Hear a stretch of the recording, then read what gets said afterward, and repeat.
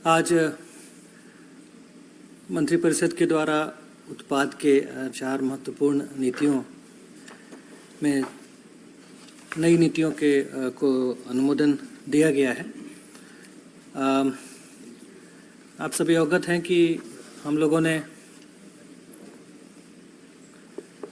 करीब 3 महीने पहले राज्य के जो हमारा उत्पाद का जो इकोसिस्टम है उसको स्टडी करने के लिए और अन्य राज्यों में जो बेहतर परिणाम आते हैं उत्पाद राजस्व के, उसके परिप्रेक्ष्य में सुझाव देने के लिए CSMCL को परामर्शी के रूप में नियुक्त किया था।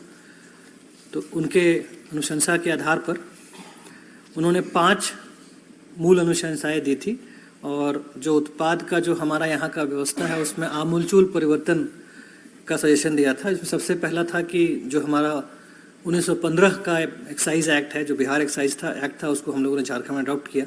उसमें संशोधन कतिपय करने का उन्होंने सुझाव दिया और वो प्रक्रिया जारी है और आगामी जो भी विधानसभा सत्र होगा उसमें हम लोग करेंगे।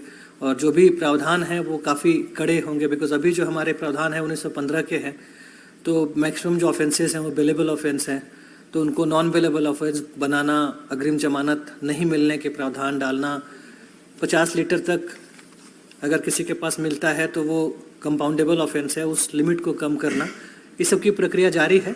इसके अलावा उन्होंने थोक बिक्री नियमावली में नई थोक बिक्री नियमावली बनाने का सुझाव दिया, नई खुदरा बिक्री नियमावली बनाने का सुझाव दिया। जो हमारा बार का नीति है, हमारे यहाँ कोई बार का नीति नहीं था, तो बार के लाइसेंसेस मिलते हैं, जो बार यहाँ ऑपरेशनल हैं झारखंड में, उनके लिए एक नई नीति बनाने का सुझाव दिया। और जो हमारा जो कंट्री लिकर है, जो देसी शराब का जो मैन्युफैक्चरिंग होता है, उसमें कुछ जो हमारी पॉलिसी है उसमें संशोधन का सुझाव दिया। उन्हीं सुझावों के आलोक में आज जो हमारे मंत्रिपरिषद ने इन 4 नियमावली को अप्रूवल दिया है। Thank you.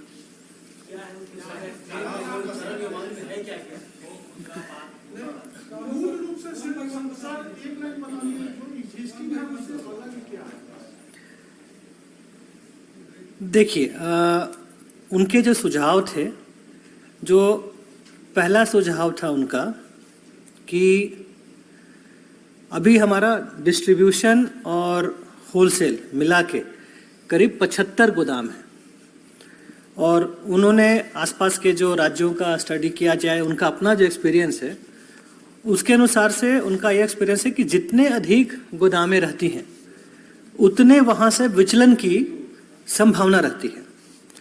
तो अब हमारे पास तो या उत्पाद विभाग के पास या उनका कोई भी जो सिस्टम होगा, 75 आंखें तो हो नहीं सकती हैं।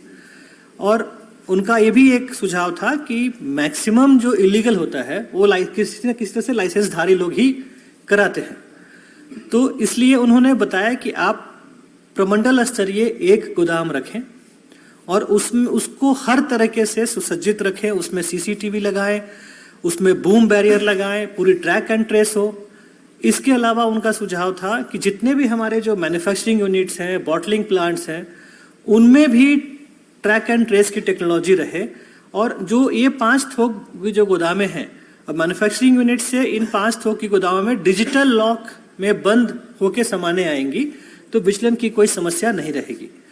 तो ये थोक बिक्री नियमावली का सबसे मूल परिवर्तन है कि हम लोग अब 5 गोदाम रखेंगे और साथ ही साथ न्यूनतम 5 हम लोग, ये गोदामों का जो ओनरशिप है वो JSBCL के पास रहेगा, वो सरकार के पास रहेगा, परंतु उसका संचालन जो है, क्योंकि बैकएंड में 50-55 डिफरेंट मैन्युफैक्चरर्स हैं, तो उनसे इंटरेक्ट करने के लिए न्यूनतम 5 थोक विक्रेता भी निजी तौर पर उसमें रहेंगे, परंतु वो हमारे ही गोदाम में उसका संचयन करेंगे और हमारे ही कंट्रोल और परफेक्ट सुपरविजन में वो काम करेंगे। दूसरा जो उनकी बार नीति थी, बार नीति नहीं बनाने का उन्होंने बोला। उनका अगेन बार एक लाइसेंस प्रीमाइस है, तो वहां से भी लीकेज की संभावनाएं रहती हैं। आप लोग भी जानते होंगे, कई सारे ढाबा है बार का लाइसेंस ले लेते हैं पर बाहर से भी वो अलाउ करते हैं, तो उससे राज्य का उत्पाद में क्षरण होता है। तो बार नीति में उन्होंने बताया कि लाइसेंस फीस तो सेम रहेगा, पर हर बार का आप मिनिमम गारंटी फिक्स कर दीजिए कि हर साल उसको इतना पेटी उठाना लेना ही है, सरकार से क्रय करना ही है। ये हमारा बार नीति का मूल परिवर्तन है, जो मूल मंत्र है। तीसरा जो उन्होंने सजेशन दिया है वो है जो हमारा खुदरा का है। तो खुदरा में उनका कहना है कि जो प्राइवेट है तो उसमें 15% उनका प्रॉफिट मार्जिन रहता है, प्लस कंट्रोल नहीं रहता है। तो खुदरा को जेएसबीसीएल के माध्यम से चलाना है, ये इसका सबसे मूल परिवर्तन है। उसमें आप लोग सब लोग जानते हैं कि हम लोगों ने ये पहले भी ये प्रयोग किया था, हम लोगों ने ये पहले भी लाया था। तो उसको स्टडी करते हुए उसमें जो भी खामियां थी या कमियां थी, उन सभी को दूर करने का प्रोविजन इस नई नीति में रखा गया है। फॉर एग्जाम्पल, हम लोगों ने ये पाया कि पिछली बार जो रेवेन्यू घट के करीब आधा हो गया था, उसका सबसे बड़ा कारण था कि दुकानों की संख्या अधिक हो गई थी। तो इस बार हम लोग दुकानों की संख्या 1500 रखेंगे, पिछली बार 750 था। तो उस कारण से चूंकि ज्योग्राफिकल स्प्रेड घटेगा तो उससे लीगल भी घटेगा, परंतु इलीगल बढ़ेगा। ऐसा नहीं खपत कम हो जाता है, इलीगल बढ़ जाता है। और सारा ही जो हम लोग का फोकस है वो इलीगल को कम करके लीगल रेवेन्यू को बढ़ाना। लीगल रेवेन्यू को बढ़ाना का मतलब ये नहीं कि हम सेल को बढ़ाएंगे, वो सेल ऑलरेडी है बट हमारे थ्रू नहीं हो रहा है, तो उसको हम लोग इंश्योर करेंगे। दूसरा जो था उसमें हम लोग इस बार ट्रैक एंड ट्रेस टेक्नोलॉजी ला रहे हैं, अर्थात कि आप किसी भी बोतल को, उसमें एक होलोग्राम रहेगा, क्यूआर कोड रहेगा, अपने मोबाइल से आप स्कैन कर सकते हैं और पा सकते हैं कि ये बोतल किस मैन्युफैक्चरिंग यूनिट से बना है, उसके बाद वो वहां से किस गोदाम में गया है, फिर आगे कहां से बिका है, तो वो बिल्कुल, और उसका बैच नंबर, क्या दाम है। तो वो जो ओवर प्राइसिंग की शिकायतें कभी कभी आती थी, वो बंदा खुद देख लेगा। कई बार आप ही लोग लिखते थे कि रेट चार्ट नहीं लगा हुआ है, अब वो बोतल में ही स्कैन करके रेट देख लेगा वो। तो ओवर प्राइसिंग की समस्याएं भी खत्म हो जाएंगी। प्लस हम लोगों ने रिटेल में ड्यूटी में चेंजेस किया है। जो हमारा पहले का जो स्ट्रक्चर था, स्ट्रक्चर सेम है, परंतु उसको हम लोग कम बेसी करके हम लोग इस तरह से किए हैं कि बिना कोई दाम बढ़ाए या ओवर प्राइसिंग किए हुए हम लोग का रेवेन्यू बढ़ेगा। और हम लोगों ने अपने पॉलिसी में ये लिख के दिया है कि अगले 3 साल में कैसे हम, अभी जो 1800 पे है हम लोग, कैसे हम लोग अगले 3 साल में 3000 करोड़ तक का रेवेन्यू एनुअल करेंगे, और उसके बाद आने वाले सालों में भी हर साल 15 से 20% हम लोग ग्रोथ देंगे। चौथा जो नियमावली है वो कंट्री लिकर के निर्माण से संबंधित है। उसमें 2 परिवर्तन है। एक तो प्लास्टिक बॉटल्स, अब प्लास्टिक का यूज सब जगह बैन हो गया है, तो उसमें शीशे के बोतल का प्रावधान हम लोगों ने किया है।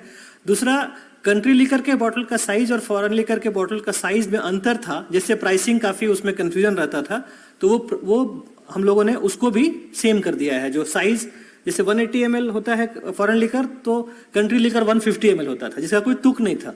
तो वो रैशनलाइजेशन हम लोगों ने किया है। तो ये 4 हमारे नियमावली हैं। इसके मूल जो उसका जो मूल मंत्र है वो यही है।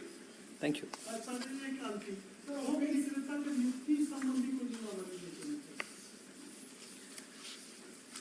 अब थोक विक्रेता का नियुक्ति तो ऑब्वियसली चेंज है।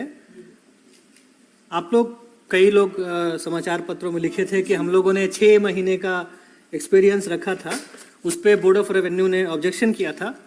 हम लोगों ने बोर्ड ऑफ रेवेन्यू के ऑब्जेक्शन के आलोक में अपने प्रावधान को चेंज किया, और जो सीबीसी गाइडलाइन कहता है कि 2 साल, किसी भी स्टोर के लिए 2 साल का मिनिमम एक्सपीरियंस की बात करता है, तो हम लोगों ने उसको बढ़ा के 2 साल का एक्सपीरियंस कर दिया है। कड़े कानून जब विधानसभा में लाएंगे तो उसमें डिटेल में बताएंगे उस वक्त।